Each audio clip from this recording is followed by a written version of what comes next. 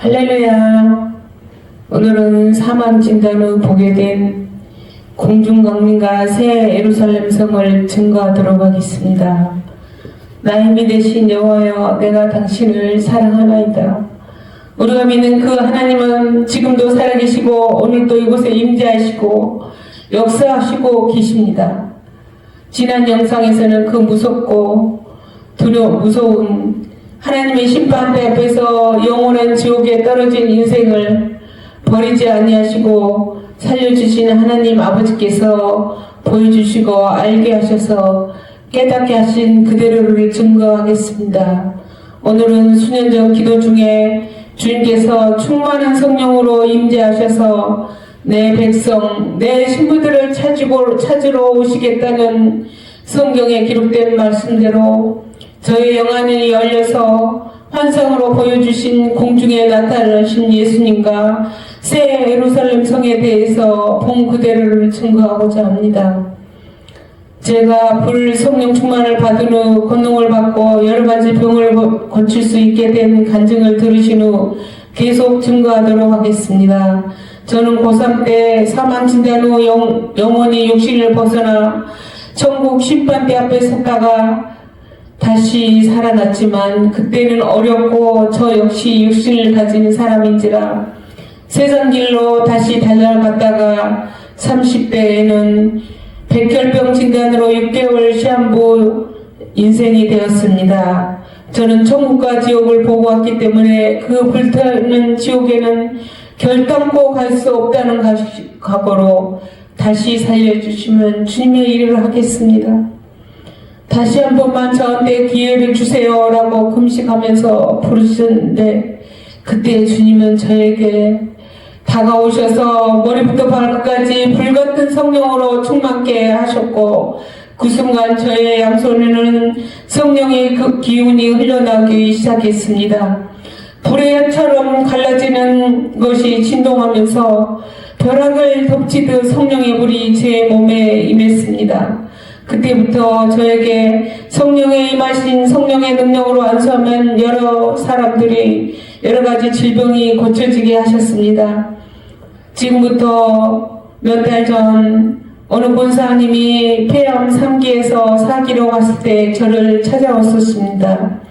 그때 함께 기도하고 안수하고 회개하면서 그렇게 하나님께 함께 부르짖었는데 그 권사님은 간절히 기도하고 회개하여 완치가 되어 건강해졌습니다. 잠시 간증을 듣고 계속하도록 하겠습니다. 할렐루야. 저는 폐암 환자였습니다. 3기가 넘고 4기에 접어들어서 병원에서도 수술을 하지 못한다고 했습니다. 그런데 예수 생명교회에 와서 박정희 사모님한테 안수받고 이제는 앉게 되었습니다. 하나님이 나를 이렇게 사랑하시는구나 하는 것을 늦게서 깨달았습니다. 저는 예수를 어릴 때부터 예수님을 믿었지만은 건성이었는 것 같아요. 예수 믿는 집안으로 결혼을 했지만 그래도 건성이었나 봐요. 진심이 아니었기 때문에 하나님께서 나를 이렇게 내가 너를 사랑하는데 왜 너는 나를 사랑하지 않느냐는 식으로 이렇게 때리셨어요. 매를 맞고 나니 정신이 차려졌습니다. 그래서 어차피 병원에서도 안 된다는 거, 그래 어차피 안 된다는 거, 그래 기도하다가 죽자 하는 생각으로 교회에 와서 예수생명교회에 와서 안수를 계속 받았어요. 성령 충만 받고 방언하러 기도하고 시간만 있으면 기도하고 찬송하고 말씀 듣고 제 일은 기도하는 것이 제 일이었습니다. 이제는 그래서 밥을 먹고 밥 먹고 기도하고 운동하고 밥 먹고 기도하고 운동하고 찬송하고 말씀 보고 하면서 어느 땐가는 하나님께서 나를 고쳐주시겠지 하는 마음으로 열심히 기도했더니 하나님께서 성령 충만함을 주시면서 이렇게 앉게 되었습니다. 모든 영광을 하나님께 돌립니다. 감사합니다. 이제 다시 저의 간증으로 돌아가서 제가 본 것은 이제 다시 오시는 예수님께서 영광의 왕으로 심판의 주로 오시는 주님이시고 성결과 거룩한 성령이 내주하시고 있는 성령 기름 등불이 준비된 자가 자기 백성, 자기 신부들을 이 세상에 대환란이 임하기 전에 에녹과 엘리야처럼 죽음을 보지 않고 산채로 끌어올려 데려가신다는 것을 하나님이 저에게 깨닫게 하시고 환상으로 보여주시면서 너를 다시 살려줬으니 이를 속히 증거하라고 명령하신 그대로를 간증하겠습니다. 지금부터 얼마 전에 새벽 3시경 내 힘으로는 도저히 해결할 수 없는 문제를 놓고 주님께 매달려 깊은 기도를 하게 되었습니다. 새벽 기도 중에 눈을 감고 열심히 기도하고 있는데 내 눈앞에 환상이 펼쳐져 보이는 것이었습니다. 달과 별이 밝게 빛나는 그날 하늘이었는데 잠시 보인 후에 갑자기 하늘이 어두워졌습니다. 하늘에서는 천둥 우리와 같은 소리와 함께 빰빠라빰빰빠 하는 나팔 소리가 울려 퍼졌습니다. 이게 뭐지? 이게 뭐야? 그러면서 너무 놀라면서 몇 분간 그렇게 웅장하게 하늘의 소리와 나팔 소리가 제 앞에 울려 퍼진 것입니다. 그 순간 저는 두 가지 마음이 교차하고 있었습니다.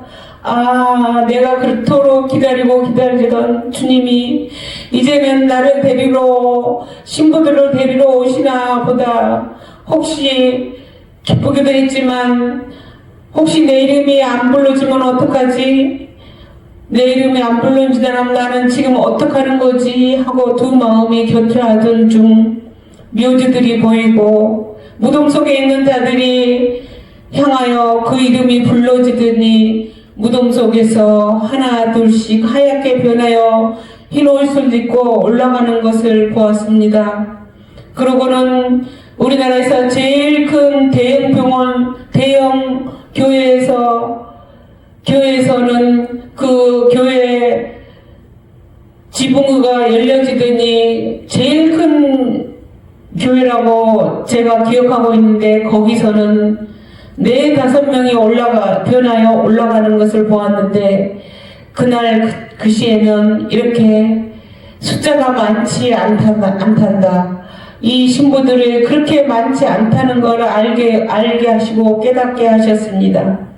그러던 중 정작 내 이름은 불러지지 않아 초조함과 불안감으로 저의 머리는 복잡하였고 마음은 두렵고 이제 무섭기까지 했습니다.